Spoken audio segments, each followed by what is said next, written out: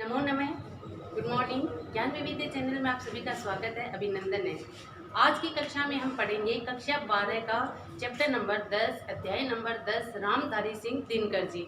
इनका जीवन परिचय और इनके जो कुरुक्षेत्र से संकलित तृतीय सर्ग है वो उसकी पदव्याख्या है वो हम देखेंगे। देखिए, कविता है वो बहुत लंबी है, तो एक ही भाग में इसका अध्ययन है वो संपूर्ण नहीं किया जा सकता। तो अब अतः आज हम इसके कुछ बातों के बारे में, कुछ पदों के बारे में अध्ययन करेंगे, कुछ बचेंगे वो कल की कक्षा में करेंगे। तो देखिए, रामधारी सिंह दिनकर जी है जिनको एक प्रगतिवादी और मानवतावादी कवि के रूप में भी जाना जाता है।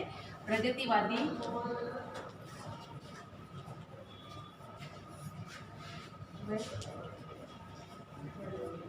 मानवतावादी कवि के रूप में भी इनको पहचाना जाता है, जाना जाता है। प्रगतिवादी मानवतावादी कवि थे। इनके जीवन परिचय के बारे में हम बात करते हैं। जीवन परिचय,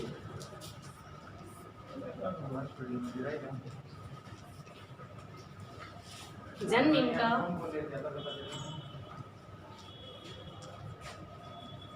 23 सितंबर 1908 को हुआ था। 23 सितंबर 1908 को। राज्य कौन सा था? बिहार। बिहार राज्य। जिला मुंगेर, गांव है सिमरिया।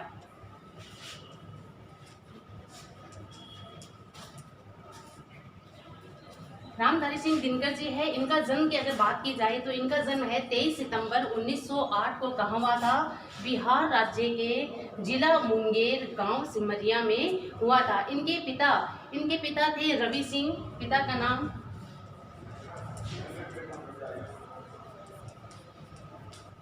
रवि सिंह, जो क्या थे? साधारण किसान, कृषक थे। साधारण कृषक थे। इनकी माता मनरूप देवी। इनकी माता का नाम मनरूप देवी था। पिता रवि सिंह साधारण किसान थे। तो इनका देखा जाए तो जीवन है वो एक साधारण परिवार में हुआ था। इनका जन्म है वो एक साधारण परिवार में हुआ था। बिहार राज्य के मुंगेर जिले के सिमरिया ग्राम में इनका जन्म 23 सितंबर 1908 को हुआ था। अब इनकी शिक्षा दीक्षा की अगर बात की जाए तो इन्होंने जब ये देखो 2 वर्ष के थे, इनका जीवन है वो संघर्ष में बीता था। पिता पहले से एक साधारण कृषक थे, लेकिन जब पिता 2 वर्ष के, जब ये दिनकर जी 2 वर्ष के थे तो इनके पिता का स्वर्गवास हो गया था। अब एक बालक के लिए जिसके पिता का स्वर्गवास हो जाता है तो जीवन है कैसा हो सकता है, हम सभी जानते हैं। पहले तो दिनकर उनके भाई बहनों का पालन पोषण उनकी माता के द्वारा किया गया। इनका बचपन किशोरी देहात में ही बीता, जिससे वास्तविक जीवन की कठोरता से इनको सामना हुआ। देहात में यानी कि इनका जीवन है वो बाल्यकाल और जो इनको किशोर अवस्था थी वो कहाँ बीता था? देहात में ही बीता था, गांव में ही बीता था। तो जो जीवन की वास्तविकता क्या होती है, जीवन की सच्चाई क्या होती है, इसका सामना इन्होंने किया था। वास्तविकता, जीवन की वास्तविकता को इन्होंने पहचाना था। आपने प्राथमिक शिक्षा है गांव के प्राथमिक विद्यालय में ही प्राप्त की थी और मिडिल तक की शिक्षा राष्ट्रीय मिडिल स्कूल, राष्ट्रीय मिडिल स्कूल। देखिए, इन्होंने प्राथमिक शिक्षा है वो तो कहाँ की थी? अपने गांव में ही की थी। बाकी जो अपनी मिडिल शिक्षा थी वो राष्ट्रीय मिडिल स्कूल में की थी। और ये जो विद्यालय था वो अंग्रेजों के विरुद्ध है वो खोला गया था, विदेशी सरकार के विरोध में खोला गया था। तो एक तरह से देखा जाए तो कवि दिनकर जी में राष्ट्रीय भावना का विकास इसी विद्यालय के माध्यम से होने लगा था। इसी विद्यालय के कारण ही इनमें राष्ट्रीय भावना का विकास है वो हुआ था। हाई स्कूल शिक्षा इन्होंने मोकामा घाट हाई स्कूल से की थी। हाई स्कूल शिक्षा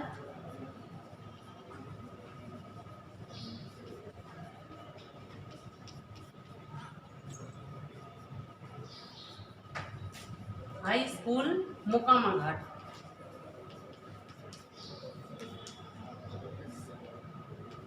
हाई स्कूल शिक्षा है इन्होंने, देखिए अगर इनकी शिक्षा की बात की जाए तो इन्होंने प्राथमिक शिक्षा है वो अपने गांव में ही रहकर प्राप्त की थी।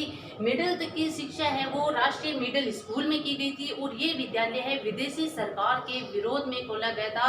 विदेशी सरकार थी, अंग्रेजी सरकार थी, जो अंग्रेजी विद्यालयों को प्रोत्साहन दे रही थी, अंग्रेजी शिक्षा को प्रोत्साहन दे रही थी। और यहाँ ऐसे एक अंग्रेज क्लर्क पैदा करना चाहते थे जो उनके कार्यों में हाथ बटाने वाले हो। तो ये राष्ट्रीय मिडिल स्कूल खुला था जो अंग्रेजी सरकार के विपक्ष में, उनके विरोध में खुला था। इसी में उन्होंने शिक्षा ली थी। यही एक विद्यालय इनमें राष्ट्रीय भावना को भरने का माध्यम भी रहा था। हाई स्कूल की शिक्षा इन्होंने हाई स्कूल मोकामा घाट से हाई स्कूल की शिक्षा है वो प्राप्त की थी। और इस समय तक इनका विवाह भी हो चुका था। जब इन्होंने हाई स्कूल की में अपने मोकामा घाट से हाई स्कूल की शिक्षा पूरी की तब तक इनका विवाह भी हो चुका था और ये एक पुत्र के पिता भी बन चुके थे, यानी कि कम उम्र में ही इनका विवाह है वो हो गया था। 1928 में मैट्रिक के बाद पटना विश्वविद्यालय से 1932 में इतिहास विषय के साथ बीए इन्होंने किया था। कि पटना विश्वविद्यालय में 1932 में पटना विश्वविद्यालय से इन्होंने बीए की डिग्री है वो इतिहास विषय से ली थी। इतिहास विषय से इन्होंने बीए है वो ऑनर्स किया था। तत्पश्चात कुछ समय तक ये प्रधानाध्यापक का पद भी इन्होंने संभाला था। प्रधानाध्यापक एक प्राइवेट संस्था में इन्होंने प्रधानाध्यापक का पद भी है वो संभाला था। और इसके बाद में ये देखिए 1950 से 1952 तक मुजफ्फरपुर कॉलेज में हिंदी के विभागाध्यक्ष भी रहे थे। 1950 से लेकर 1952 तक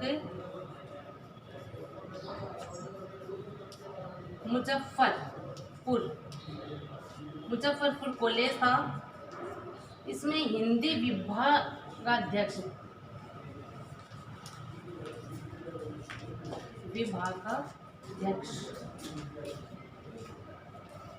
का पद भी इन्होंने संभाला था। 1950 से लेकर 1952 तक, यानी कि 2-3 वर्षों तक इन्होंने मुजफ्फरपुर कॉलेज था वहाँ पर हिंदी विभागाध्यक्ष का पद भी इन्होंने संभाला था। इसके बाद में इनकी बात की जाए तो इनका निधन है वो 24 अप्रैल 1974 को हुआ था। निधन इनका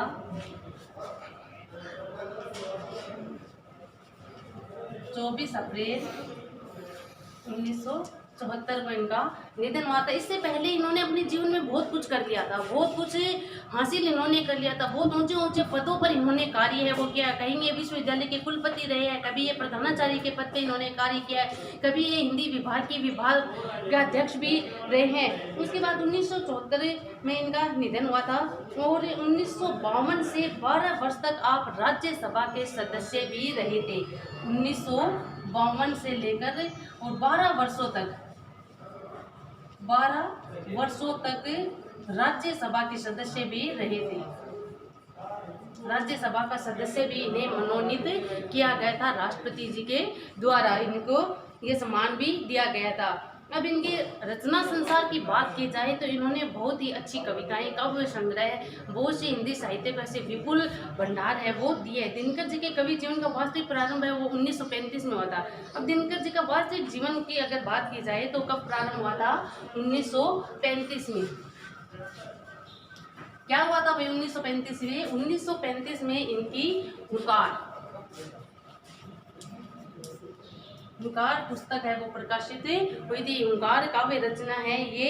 हुंकार का प्रारंभ हुआ था, प्रकाशित हुई, रेणुका है यहाँ, रेणुका 1935 में रेणुका के प्रकाशन के साथ ही इनका वास्तविक जीवन है वो शुरू होता है। इनकी आरंभिक रचनाएं आत्ममंथन की रचनाएं बताई जाती है। ऐसा कहा जाता है कि इनकी जो प्रारंभिक रचनाएं थी वो अपने जीवन की भागदौड़ के बीच में ही आत्ममंथन की रचनाएं हैं वो रही है। बाद में इन्होंने अपने आप को पहचान कर नया मार्ग बनाने की कोशिश है वो की। अपने आप को जब इन्होंने पहचान लिया, आत्ममंथन इन्होंने कर लिया, तो फिर इन्होंने आगे के जीवन के बारे में सोचा और अपने जीवन का क्या लक्ष्य है ये तय करके इन्होंने आगे की रचनाएं हैं वो की थी। दिनकर जी की पद्य रचनाओं में बात की जाए तो इनकी पद्यात्मक, इन्होंने न केवल पद्यात्मक बल्कि गद्यात्मक रचनाएं भी लिखी है। गद्य और पद्य दोनों में इन्होंने अपनी लेखनी है वो चलाई है। इनकी पद्यात्मक रचनाओं की बात की जाए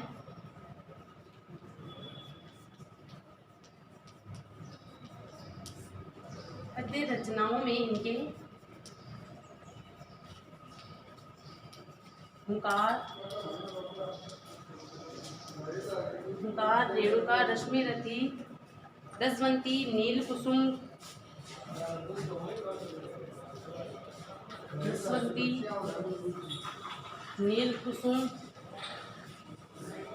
कुरुक्षेत्र,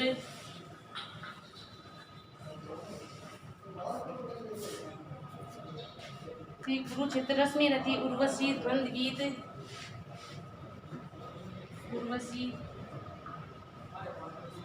द्वंद्व गीत,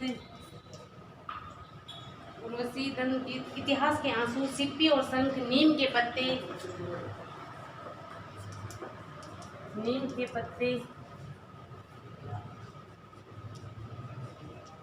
इतिहास के आंसू, सिप्पी और शंख,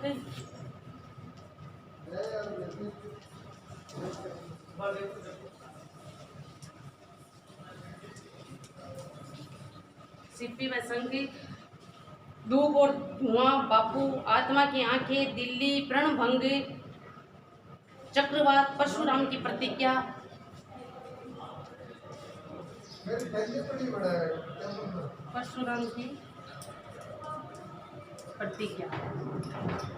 देखिए पद्यात्मक रचनाओं की इनकी बात की जाए तो बहुत सारी रचनाएं इन्होंने दी। इसके अलावा भी इनकी बहुत सारी रचनाएं हैं। कुछ मुख्य रचनाओं के नाम मैंने यहाँ लिखे हैं। इसमें हुंकार है, रेणुका, रसवंती, नील कुसुम, कुरुक्षेत्र, उर्वशी, द्वंद्व गीत, नीम के पत्ते, इतिहास के आंसू, सिप्पी व शंख, परशुराम की प्रतिज्ञा। इसके अलावा भी देखिए इन्होंने बापू, दिल्ली, प्रणभंग और आत्मा की आंखें, सुभाषित और भी कई बहुत सारी काव्य रचनाएं हैं इन्होंने हिंदी साहित्य को दी है। 1900 द्वंद्व गीत रुबाइयों का, इनका जो द्वंद्व गीत है वो रुबाइयों का संग्रह है। द्वंद्व गीत है वो किसका संग्रह है? रुबाइयों का संग्रह है। कुरुक्षेत्र जो इनकी काव्य रचना है, कुरुक्षेत्र के लिए काशी नागरी प्रचारणी सभा, कुरुक्षेत्र के लिए काशी नागरी प्रचारणी सभा, इसके द्वारा यूपी सरकार के द्वारा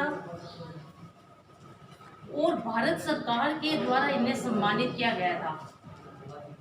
भारत सरकार अगर इनके सम्मान की, इनको सम्मान भी बहुत दिए गए हैं। तो इनकी जो कुरुक्षेत्र रचना थी, इसके लिए इन्हें काशी नागरी प्रचारणी सभा, यूपी सरकार, उत्तर प्रदेश सरकार, भारत सरकार ने इनको सम्मानित किया था। इनकी जो उर्वशी रचना है, उर्वशी रचना के लिए भी इनको है वो सम्मान है वो मिले हैं। इसके साथ ही देखिए 1972 में उर्वशी काव्य रचना के लिए इन्हें ज्ञानपीठ पुरस्कार है वो दिया गया है।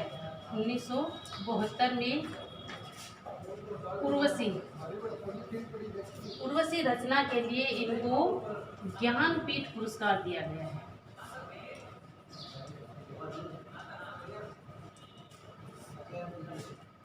ज्ञानपीठ पुरस्कार मिला था। देखिए पुरस्कारों की अगर इनकी बात की जाए तो कुरुक्षेत्र के लिए काशी नागरी प्रचारणी सभा, उत्तर प्रदेश सरकार, भारत सरकार ने इनको सम्मानित किया था। 1972 में जो उर्वशी इनकी काव्य संग्रह था, इसके लिए ज्ञानपीठ पुरस्कार मिला था। संस्कृति के 4 अध्याय 1959 में, देखिए ये भी इनकी गद्यात्मक रचना है। संस्कृति के 4 अध्याय, ये गद्यात्मक रचना है, पद्यात्मक नहीं है। संस्कृति के 4 अध्याय, इसके लिए 1959 में भी इनको सम्मानित है वो किया गया था। 1959 में साहित्य अकादमी पुरस्कार है वो दिया गया था। साहित्य अकादमी पुरस्कार।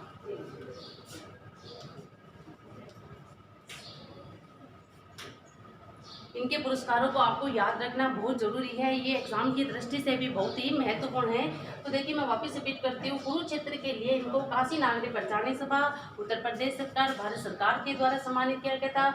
1959 में संस्कृति के 4 अध्याय के लिए इन्हें साहित्य अकादमी पुरस्कार मिला था। 1972 में उर्वशी के लिए इनको ज्ञानपीठ पुरस्कार है वो दिया गया था। प्रथम राष्ट्रपति, अपने भारत के प्रथम राष्ट्रपति कौन थे? डॉक्टर राजेंद्र प्रसाद ने 1959 में इन्हें पद्म विभूषण भी दिया था। 1959 में ही 1959 में ही देखिए संस्कृत के 4 अध्याय के लिए इन्हें साहित्य अकादमी का पुरस्कार मिला था और अपने प्रथम राष्ट्रपति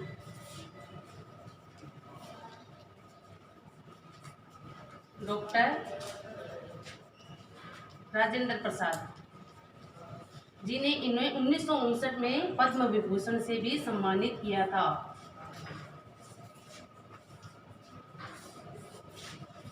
पद्म विभूषण से भी सम्मानित किया था। इसके बाद भी देखिए इनको और भी है, वो 1968 में राजस्थान विद्यापीठ ने साहित्य चूड़ामणि पुरस्कार भी इनको दिया था। कब दिया था? 1968 में। 1968 में साहित्य चूड़ामणि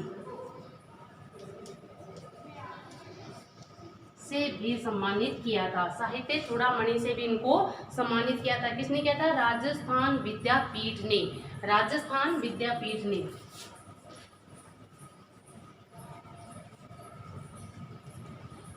राजस्थान विद्यापीठ ने इनको 1968 में साहित्य चूड़ामणि से भी सम्मानित किया था। 1968 में राजस्थान विद्यापीठ ने इनको साहित्य चूड़ामणि से भी सम्मानित किया था। और पद्य के अतिरिक्त दिनकर ने गद्य में भी उच्च स्तरीय साहित्य की रचना की। इसमें संस्कृति के 4 अध्याय, मिट्टी की ओर, काव्य की भूमिका, पंत प्रसाद और मैथिली शरण, हमारी सांस्कृतिक कहानी, शुद्ध कविता की खोज आदि प्रमुख है। इन्होंने बाल साहित्य भी लिखा था। बाल साहित्य यानी बच्चों के जीवन से जो उपयोगी हो, बच्चों को एक अच्छी प्रेरणा देने वाला हो, ऐसा साहित्य भी इन्होंने लिखा था, जिसमें आता है मिर्च का मजा और सूरज का ब्याह। ये से बाल साहित्य भी लिखा था। दिनकर के काव्य में एक देखिए सामाजिक चेतना है वो देखने को मिलती है, हमेशा से ही विद्यमान रही है। राष्ट्रीय भावना जिसका मूल तत्व रहा है। इनकी अगर बात की जाए तो ये स्वतंत्रता से पहले ओजस्वी कवि के रूप में इनको जाना जाता था। विद्रोही कवि के रूप में इनको जाना जाता था। स्वतंत्रता से पूर्व ये विद्रोही कवि के रूप में जाने जाते थे, विद्रोही कवि। और स्वतंत्रता के बाद में इनको राष्ट्र कवि के रूप में जाना जाने लगा, है ना। 1947 से पहले इनको विद्रोही कवि के रूप में जाना जाता था। भारत देश अपना 15 अगस्त 1947 को आज़ाद हुआ था, तो इससे पहले इनको एक विद्रोही कवि के रूप में जाना जाता था। लेकिन स्वतंत्रता के बाद इन्हें राष्ट्र कवि के रूप में इनकी पहचान है वो उभर कर सामने आती है। 12 वर्ष तक ये संसद के सदस्य भी रहे हैं। और इसके अलावा इन्होंने देखिए इनके दिनकर की रचनाओं में इनके व्यक्तित्व की स्पष्ट रूप से झलक है वो देखने को मिलते हैं। इनकी कविताएं मूलतः ओज और तेज की कविताएं कहा जाता है। ओज और तेज की कविताएं कहा जाता है। जन्मे जी ने तो यहाँ तक कहा है कि भूषण के बाद अगर किसी ने वीर रस का जो वर्णन किया है तो वो किसने किया है? दिनकर जी ने किया है। वीर रस की जो रचनाएं, वीर रस का जो संपूर्ण प्रयोग है वो किसने किया है? दिनकर जी ने कहा है। ये बात किसने? जन्मे जी ने कही है दिनकर जी के लिए कि भूषण से ओज कवि माने जाते हैं, वीर रस के कवि माने जाते हैं। तो इसमें कोई अतिशयोक्ति नहीं होगी कि भूषण के बाद है वो दिनकर जी ने अपनी काव्य रचनाओं में ओज और वीर रस का प्रयोग है, ओज गुण और वीर रस का प्रयोग है वो किया है। जिसने अब इनकी जो ओज और तेज की कविताएं थी, वीर रस की कविताएं थी, तो जो सुप्त जनता थी, सुषुप्त जनता थी, निराश हताशा से पीड़ित जो जनता थी, कायर व्यक्ति थे, उनको जगाने की क्षमता है वो रखती है, जो मन में जोश भर देने वाली थी। अन्याय अत्याचारी का खुला विरोध मिलता है। असमानता, भेदभाव एवं शोषण के विरोध है इन्होंने अपनी लेखनी है वो चलाई है। इनकी कविताएं हैं इन सब अन्याय शोषण के विरुद्ध एक रणभेरी बजाने का कार्य है वो करती है। इन सब के उपरांत भी इनके काव्य में सांस्कृतिक चिंतन मनन भी देखने को मिलता है। ऐसा नहीं है कि उन्होंने ओज तेज बल इनकी कविताएं लिखी है, इसके साथ इन्होंने सांस्कृतिक प्रतिमानों को ये भूल गए हैं। इसके साथ साथ इनमें सांस्कृतिक चिंतन मनन की झलक भी देखने को मिलती है। दिनकर अन्यायों के दुश्मन तो दबे कुचले के परम हितैषी दिखाई देते हैं। जो अन्याय या शोषण का शिकार हुए व्यक्ति है, इनके लिए ये परम हितैषी दिखाई पड़ते हैं। और जो अन्याय करने वाले हैं, शोषण करने वाले हैं, इनका ये खुलकर विरोध करने वाले थे। इन्हें ज्ञानपीठ पुरस्कार, साहित्य अकादमी पुरस्कार, पद्म विभूषण इनकी बात मैंने कर लिया, इनसे सम्मानित है वो किया गया था। अब हम पाठ परिचय की बात करते हैं। तो पाठ परिचय है तो इस पाठ में दिनकर द्वारा रचित कुरुक्षेत्र जो काव्य संग्रह है, इससे कुछ इसका तृतीय सर्ग है वो लिया गया है। अपनी पाठ्य पुस्तक सरयू में कक्षा 12 की जो पुस्तक है हिंदी साहित्य की, उसमें जो 10वां पाठ है, 10वां चैप्टर है, उसमें कुरुक्षेत्र जो काव्य संग्रह है उससे तृतीय सर्ग, केवल और केवल तृतीय सर्ग ही संकलित है वो किया गया है। इसमें कुरुक्षेत्र में कवि महाभारत काव्य के पौराणिक पात्रों को माध्यम बनाकर और से युद्ध एवं शांति के संबंध में बातचीत है वो उठाता है कि युद्ध कहाँ तक उचित होता है और शांति है वो कब तक उचित मानी जाती है। अगर अन्याय के बल पर शांति स्थापित की गई हो, अगर किसी का शोषण करके शांति स्थापित की गई हो, या किसी के साथ छल करके शांति स्थापित की गई हो, या किसी को धोखा देकर या किसी की हत्या करके किसी का खून बहाकर अगर शांति स्थापित की गई है तो वो शांति शांति नहीं होती है।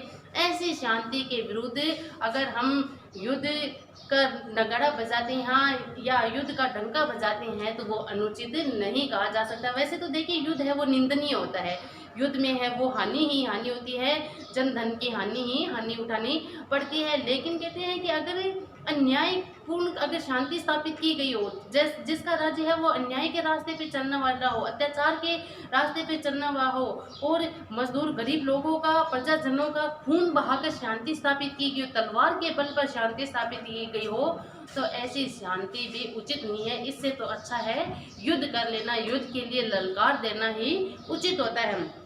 तो यही बात इसे में कही कि अगर छल कपट धोखे से बनाई गई शांति शांति नहीं होती है, उसे हम शांति नहीं कह सकते, बल्कि तो वह तो युद्ध की दबी हुई चिंगारी है।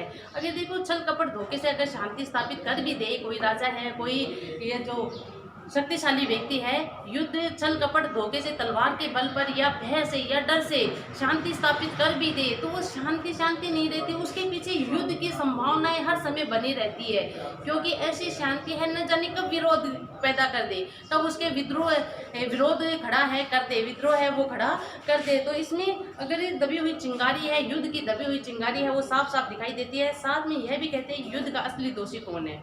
अगर युद्ध होता है तो उसका असली जिम्मेदार है वो कौन होता है, क्या जो शोषण कर रहा है वो होता है, या जो शोषित है जो शोषण के विरुद्ध हथियार उठा लेता है वो इसका दोषी है। तो ऐसा कहा जाता है कि जो हथियार उठाता है या फिर वह अन्याय और ताकत की कृत्रिम शांति थोपने का प्रयास करता है, जिसमें तरह तरह से तर्क द्वारा युधिष्ठिर को शांत करने का प्रयास करते हैं। देखिए युधिष्ठिर थे जो महाभारत का युद्ध हुआ था, इसमें हुए नरसंहार रक्तपात को देखकर विचलित हो जाते हैं और अपने आप को दोषी मानने लगते हैं, उसे युद्ध का दोषी मानने लगते हैं।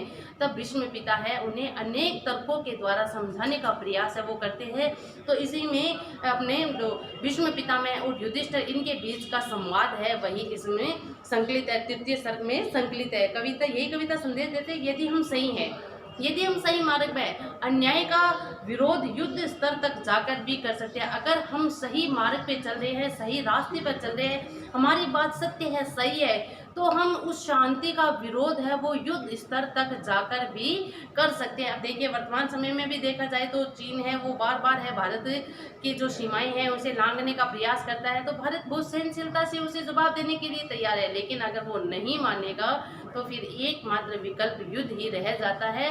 लेकिन युद्ध के भयानक परिणाम है वो दूरगामी परिणाम है वो हमें भुगतने पड़ते हैं। इसलिए जहाँ तक वो युद्ध को टालना चाहिए, लेकिन अगर हम सही है तो हम युद्ध तक जाकर भी उस अन्याय का विरोध है वो कर सकते हैं। यद्यपि युद्ध निंदनीय परंतु अन्यायपूर्ण शांति से तो वो कहीं बेहतर होता है। अब यही संवाद है, हमें इस पद्य के माध्यम से पढ़ते हैं कि मूल पाठ है वो पढ़ते हैं। समर निंदे है धर्मराज पर कहो शांति वह क्या। युधिष्ठिर और भीष्म पितामह के मध्य जो वार्तालाप चल रहा है उसी का ही संकलन है, इसे तृतीय सर्ग के अंतर्गत है वो किया गया है। इसमें कहते हैं कि जो भीष्म पितामह है वो युधिष्ठिर को अनेक प्रकार से समझाने का प्रयास करते हैं कि समर निंदे है कि हे धर्मराज, मैं जानता हूँ, मैं मानता हूँ कि युद्ध, समझ यानी युद्ध है वो निंदनीय होता है, युद्ध है वो कभी प्रशंसनीय नहीं हो सकता। चाहे युद्ध कैसा भी हो वो हमेशा निंदा का पात्र ही होता है, क्योंकि उससे जन धन की हानि है वो उठानी पड़ती है, उसके दूरगामी दुष्परिणाम हैं वो भुगतने पड़ते हैं, कई पीढ़ियों तक को भुगतने पड़ते हैं। इसलिए हे धर्मराज, युद्ध है वो क्या है, निंदनीय है। पर धर्मराज कहो शांति लेकिन वह शांति भी क्या शांति है जो अनीति पर स्थित होकर भी बनी हुई है सरला, जो अनीति के मार्ग पे चलकर, अन्याय के मार्ग पर चलकर, छल कपट के द्वारा जो शांति स्थापित की गई है, और ऐसी शांति है वो अपने आप को सरल प्रदर्शित करने में लगी हुई है, बहुत ही सरला बनी हुई है। सरल अपने आप को स्थापित करके अन्याय के बल पर स्थापित की गई शांति है, और अपने आप को सरल बनाने का जो प्रयास करती है, सरल दिखाने का जो प्रयास करती है। क्या वो शांति उचित है? क्या तुम उस शांति को ठीक ठहराते हो, उचित मानते हो, सही मानते हो? तो ये प्रश्न है वो भीष्म पिता युधिष्ठिर जी से करते हैं। सुख समृद्धि का विपुल कोष संचित कर कल बल छल से, और ऐसी शांति जो जिसने अपने राज्य में सुख समृद्धि का विपुल कोष है वो स्थापित कर लिया हो, अधिक विपुल यानी बहुत अधिक, समृद्ध समृद्ध कोष है वो स्थापित कर लिया हो, लेकिन क्या करके? छल से, बल से, लोगों को धोखा देकर, छल कपट से, लोगों का खून बहाकर, उनके सर धड़ से अलग करके ऐसी शांति स्थापित की गई है। ऐसा धन एकत्रित कर लिया गया है, संचित कर लिया गया है। किसी क्षुधित का ग्रास छीन कर, क्षुधित यानी होता है भूखा, किसी भूखे व्यक्ति का जो ग्रास यानी होता है कौर, तो उसका मुंह से निवाला छीन करे, और किसी भूखे व्यक्ति के मुंह से निवाला छीनकर अगर वो शांति स्थापित की गई है, तो क्या उस शांति को हे धर्मराज तुम उचित मानते हो? क्या ठीक ठहराते हो?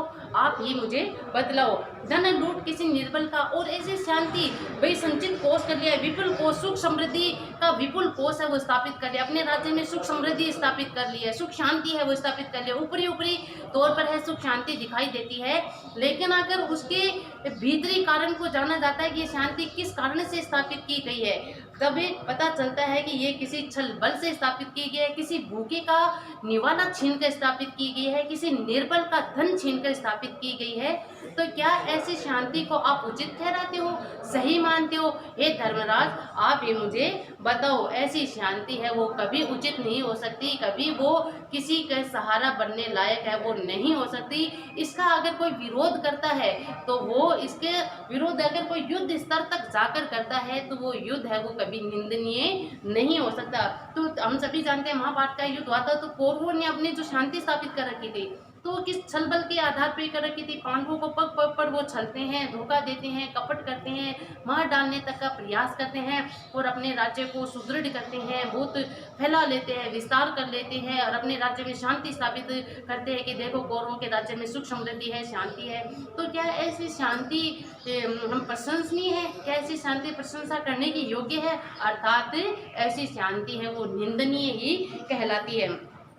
सब समेत प्रहरी बिठलाकर, प्रहरी यानी होता है पहरेदार, उस सब कुछ समेट कर उसने आसपास के अपने राज्यों को हड़प कर, छल पूर्वक कपट पूर्वक अपने राज्यों को हड़प कर, और उस पर पहरेदार बिठाकर, उन पर अपने पहरेदार बिठाकर उनको बंधन में बांधकर अगर कोई शांति स्थापित करता है तो वो शांति उचित कतई नहीं कहलाई जा सकती। कहती कुछ मत बोलो, ऐसी शांति क्या कहती है कि बस उन पर पहरेदार बिठा दिया है और आप अपने विरोध की आवाज है वो कभी मत निकालो, मत बोलो, चुप रहो, हमारे विरुद्ध आवाज उठाने की हिम्मत है तुम नहीं दिखाओ। ऐसी शांति कहती है। और कहती है कि शांति सुधा बह रही है इनमें, और कहती है कि शांति रूपी अमृत है वो बह रहा है, हमारे राज्य में शांति रूपी अमृत है वो बह रहा है। गरल क्रांति का मत बोलो, और इस अमृत में तुम क्रांति करके विद्रोह की आवाज उठाकर विष, गरल यानी होता है विष, विष है तुम मत बोलो। यह बातें बार बार है ऐसी शांति है वो कहती है। हिलो डुलो मत हृदय रक्त, कहते हैं कि हिलो डुलो, लेकिन तुम हृदय से इसका विद्रोह है वो मत करो। अपने हृदय में जो उबाल आता है, रक्त का उबाल आता है, जोश का उबाल आता है, तुम उसे अपने हृदय तक ही रखो, अर्थात उसे बाहर निकाल कर विद्रोह की चिंगारी है वो तुम मत फैलाओ। ऐसी शांति बार बार ये पुकार पुकार करे कहती है अपना मुझे पीने दो। और कहते तुम्हारे हृदय का रक्त है, तुम्हारा शोषण है वो मुझे करने दो। ऐसी शांति कहते तुम्हारे हृदय का रक्त है वो मुझे पीने दो। अचल रहे साम्राज्य शांति का। और ऐसी शांति कहती है कि हमारा जो साम्राज्य है वो कैसा रहे, अचल रहे, अडिग रहे, उसको कोई डिगा सकने वाला, उसको कोई हराने वाला, कोई पराजित करने वाला है वो न रहे। ऐसी शांति, ऐसे साम्राज्य को वो हमेशा शांति में जो वातावरण उन्होंने फैलाया है उसे वो हमेशा बनाए रखना चाहते हैं। वो नहीं चाहते कि कोई उसके विरुद्ध आवाज उठाए, कोई उनके विरुद्ध विद्रोह की चिंगारी है वो भड़काए, ऐसा वो कतई नहीं चाहते हैं। और कहते हैं कि इस शांति के साम्राज्य में जियो और जीने दो का पाठ है वो पढ़ाती है, ऊपरी ऊपरी तौर से ऐसा वो पाठ है वो पढ़ाती है। सच है सत्ता सिमट सिमट जिसके हाथों में आई। और कहते हैं कि ये बात है युधिष्ठिर, हे धर्मराज, ये बात बिल्कुल सत्य है कि जिसने अपनी सत्ता को, अपने साम्राज्य का विस्तार कर दिया है, लेकिन कैसे, सिमट सिमट कर, अर्थात अपने आसपास के जो राज्य थे, आसपास की जो जनता थी, प्रजा थी, उन पे शोषण करके, उनके अन्याय करके, अत्याचार करके अपने साम्राज्य का जिसने विस्तार कर दिया हो, और जिनके हाथों में ऐसी सत्ता आ गई हो, अन्यायपूर्ण प्राप्त की गई सत्ता जिनके हाथों में आ गई हो, शांति भक्त वे साधु पुरुष क्यों चाहे कभी लड़ाई। तो कहते हैं ऐसे वो शांति भक्त जो शांति का पक्षधर होने का मात्र दिखावा करते हैं, जिन्होंने तलवार के बल पर, भय के बल पर जो शांति स्थापित कर रखी है, अपने आसपास के राजाओं को जिन्होंने लूट कर और उनका धन एकत्र करके अपने खजाने को भर रखा है, तो ऐसे सत्ताधारी लोग हैं वो शांति के भक्त बने घूमते हैं और साधु पुरुष यानी सज्जन पुरुष बनकर घूमते हैं, और अपनी सज्जनता का पाठ है वो लोगों को दिखाते हैं, दिखावा करते हैं, और कहते हैं कि क्या ऐसे लोग हैं वो कभी चाहेंगे कि उनके राज्य में लड़ाई हो, विद्रोह के चिंगारी है वो लोगों के मन में फूटे। अर्थात ऐसे जो सत्ता है, सत्ताधारी लोग हैं वो कभी नहीं चाहेंगे कि ऐसी शांति है वो भंग हो जाए। देखिए यहाँ प्रश्न शैली में है वो बातचीत है वो की गई है, युधिष्ठिर और भीष्म पिता के मित्र संवाद है वो चल रहे हैं। भाषा बड़ी ही सरल और सहज है, आसानी से समझ में आने वाली है, और रूपक और मानवीकरण अलंकारों का शब्द की शांति अशांति उसका मानवीकरण है वो कर दिया गया, तो मानवीकरण अलंकार का प्रयोग भी यहाँ किया गया है। सुख का सम्यक रूप विभाजन, जहाँ नीति से न्याय का अर्थ होता है न्यायपूर्वक या न्याय से, कि कहते हैं सुख का सम्यक रूप विभाजन, सम्यक यानी होता है समान रूप से जो विभाजन होता है, सुख का समान रूप से विभाजन है वो नहीं होता है। जिस राज्य में सुख के साधनों का समान रूप से विभाजन है वो नहीं हो रहा है, जहाँ नीति से और न्यायपूर्वक है वो विभाजन नहीं किया जाता है, संभव नहीं अशांति दबी हो, और ऐसे राज्य में शांति है वो किसी भी प्रकार से संभव है वो नहीं हो सकती।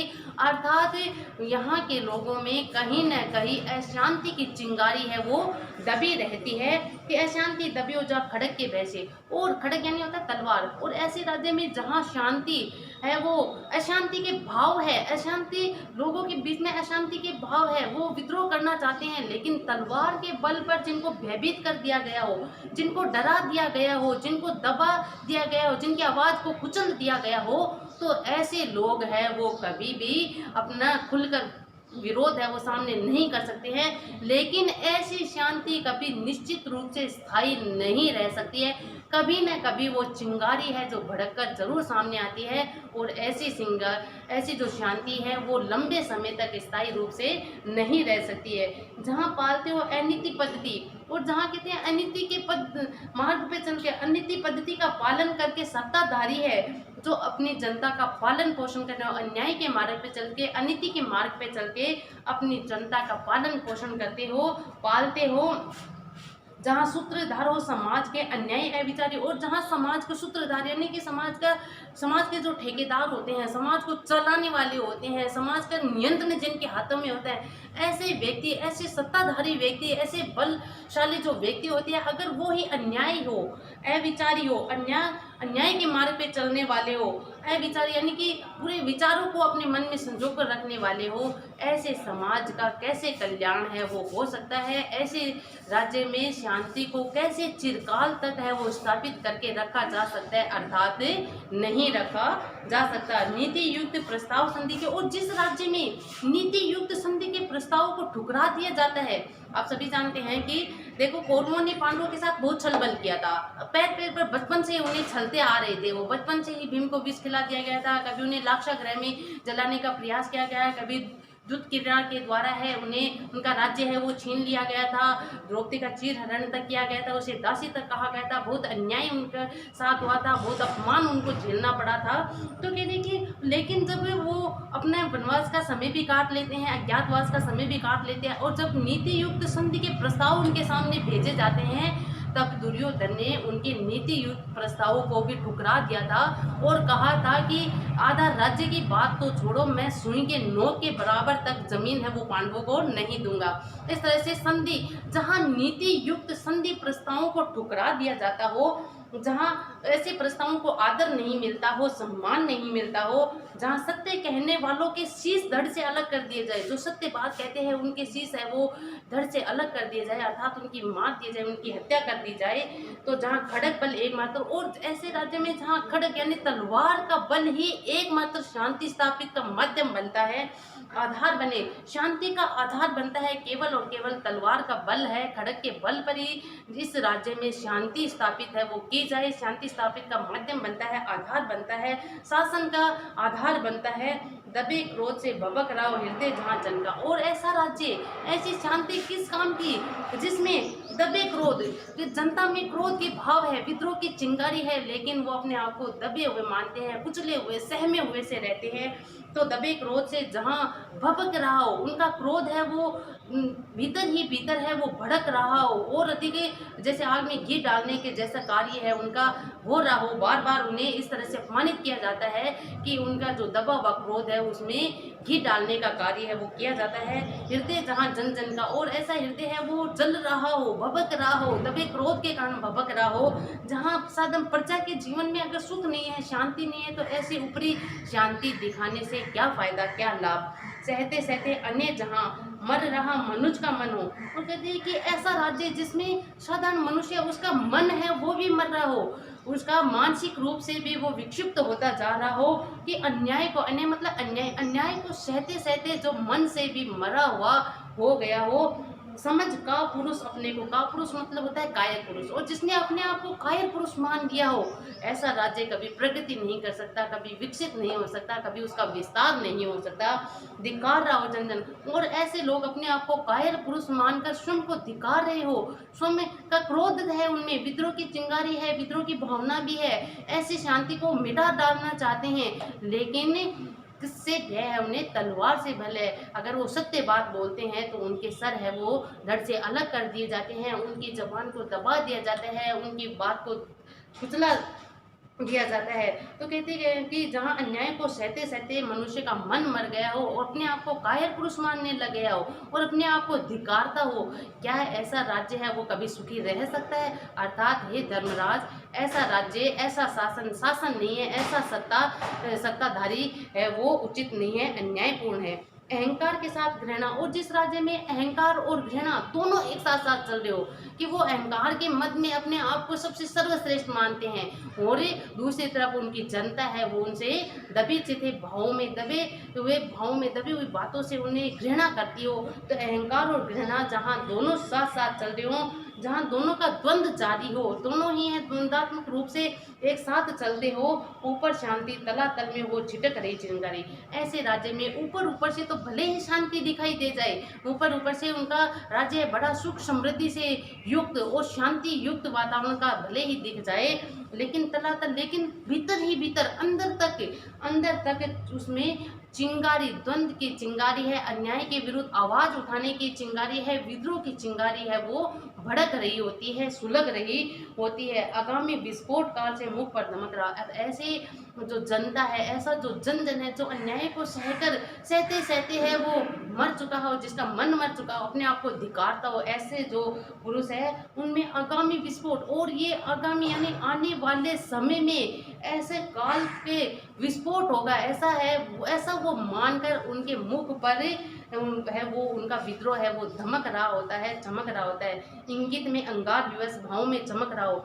और जो इंगित यानी इशारे करने पर भी, इशारे को भी जो न समझे, जो विस्फोट होने वाला है, अशांति, उस जो ऊपरी शांति को भंग करने के लिए जो विस्फोट होने वाला है, उस विस्फोट का इशारा जो नहीं समझ रहा हो, जो अपने आप को अहंकारी मानकर उसी में डूबा हो, जिसके भाव में चमक फिर भी नहीं आती है, जो पढ़कर भी संकेत सजग हो किंतु न सत्ताधारी, और ऐसे संकेतों को पढ़कर सत्ताधारी व्यक्ति है, शासनाधिकारी है, जो सचेत नहीं होते हैं, सजग नहीं होते हैं, दुर्मति और अनल में दे आहुतियाँ बारी बारी, और उनकी जो दुर्मति है, उनकी जो बुद्धि है जो बुरे विचारों से ग्रसित हो गई है, दुर्मति हो गई है, बुद्धि है वो कहते हैं ना कि विनाशकाली विपरीत बुद्धि, वैसी वाली बात होती है कि सामने संकेत उन्हें दिखते हैं कि उनका साम्राज्य बहुत अधिक लंबे तक समय तक चलने वाला नहीं है। जो शांति उन्होंने अन्याय के बल पर, खड़क के बल पर स्थापित की है, वो चिरकाल तक रहने वाली नहीं है। ऐसे संकेत पाकर भी जो सजग नहीं होते, सचेत नहीं होते हैं,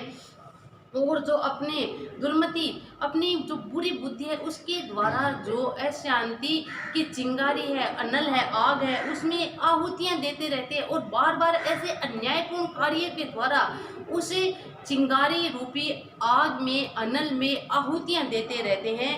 कभी नए शोषण से और कभी नए नए शोषण के मार्ग निकाल कर, नए नए तरीके शोषण के निकाल कर उसे दबी हुई चिंगारी में, आग में घी डालने वाला कार्य है वो करते हैं। कभी उपेक्षा करके, कभी उनका दमन करके, अपमानों से, कभी कभी शरवेदक व्यंग वचन से, और कभी कभी अपमान करके, और कभी कभी ऐसे शरवेदक व्यंग वचन से, और कभी ऐसे बाणों की तरह चुभने वाले जो व्यंग्य वचन है, ऐसे कहकर जो अन्याय करने के नए नए मार्ग खोजते हैं, नए नए विचार प्रस्तुत करते हैं, जो उनका क्या करते हैं, उस दुर्मति जो उन्होंने अपनी बुरी बुद्धि के द्वारा जो वो ऐसे शोषण के नए नए उपाय निकालते हैं, नए नए प्रयोग जनता पर करते हैं, कभी शोषण से करते हैं, कभी उनकी उपेक्षा करके करते हैं, कभी उनका दमन करके करते हैं, और कभी अपमान से, और कभी ऐसे बाणों की तरह चुभने वाले जो व्यंग्य वचन है, ऐसे कहकर उनका अपमान जब किया जाता है तो वो उनकी जो दबी हुई चिंगारी है, क्रोध रूपी जो चिंगारी है,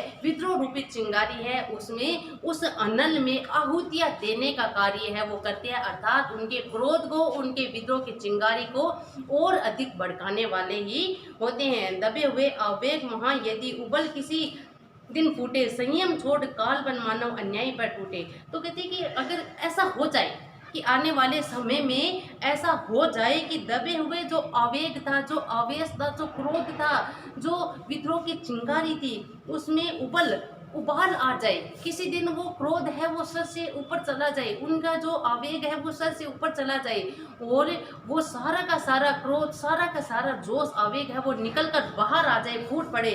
और जो संयम छोड़कर इतने दिन जिन्होंने धैर्य धारण कर रखा था, उन अत्याचारों को सहन कर रहे थे, अन्याय को सहन कर रहे थे, उस दमन को सहन कर रहे थे, उन व्यंग वचनों को सहन कर रहे थे, तो जिन्होंने संयम छोड़कर और जो काल मानव बनकर अन्याय पर टूट पड़ने हैं, तो सोचिए उसका क्या परिणाम है वो निकल कर सामने आएगा। कहो कौन उत्तरदायी होगा? तो हे धर्मराज, तुम ही बताओ, ऐसा अन्याय का अगर विरोध करता है, युद्ध जब हो जाता है, तो उस युद्ध का उत्तरदायी है वो कौन होगा?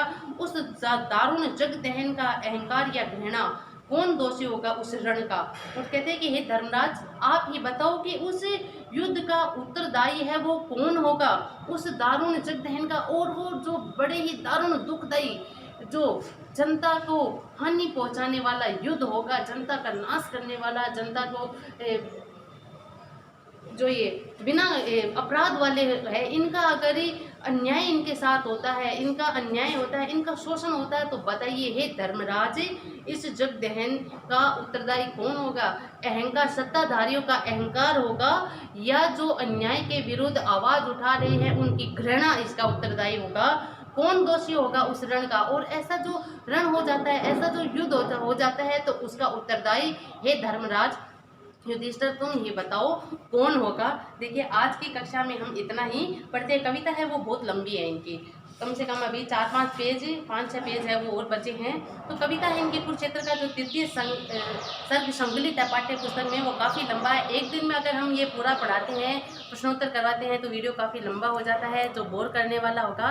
तो इसका दूसरा भाग है वो कल की कक्षा में हम पढ़ेंगे। जितना पढ़ाया है उसे आप सुनिए, चैनल को लाइक कीजिए, सब्सक्राइब कीजिए, वीडियो को लाइक कीजिए, अपने साथियों को भेजिए और ज़्यादा से ज़्यादा समझने का प्रयास कीजिए। आपकी एग्ज़ाम डेट भी है वो आ गई है, तो एग्ज़ाम तो होनी है, इसलिए आप इनका, अगर आपको देखिए व्याख्या समझ में अच्छे से आ जाती है, अगर आपको व्याख्या के अध्ययन अच्छे से कर लेते हैं, तो आपको प्रश्नों के उत्तर देने में आसानी रहती है। प्रश्नों के कोई भी प्रश्न आप इनके बीच में से पूछा जाए, तो अगर आपने इसे समझा हुआ है, तो उसका उत्तर देने में आपको बिल्कुल भी संकोच नहीं होगा, बिल्कुल भी हिचकिचाहट है वो नहीं होगी। आपको कभी अपने ये ताकने झांकने की जो प्रवृत्ति होती है वो कभी नहीं आएगी, क्योंकि आपको उसका उत्तर पता होगा तो आप स्वयं अपने विवेक से, अपने बुद्धि से उसका उत्तर है वो दे सकते हैं। इसलिए व्याख्याओं को आप बहुत अच्छे से समझने का प्रयास कीजिए। सबसे ज़्यादा वेटेज है ये रखते हैं, ये पुस्तक अपनी एग्जाम में 32 नंबर का वेटेज है वो रखते हैं, सबसे ज़्यादा ये रखते हैं। इसमें से व्याख्याएं भी आती है और प्रश्नोत्तर भी आते हैं, तो इसलिए आप इनका ध्यानपूर्वक है वो अध्ययन कीजिए। आज की कक्षा में हम इतना ही पढ़ेंगे। कल इसके जो बाकी का जो भाग बचा है उसका अध्ययन है वो हम कल की कक्षा में करेंगे। तब तक के लिए धन्यवाद, नमस्ते।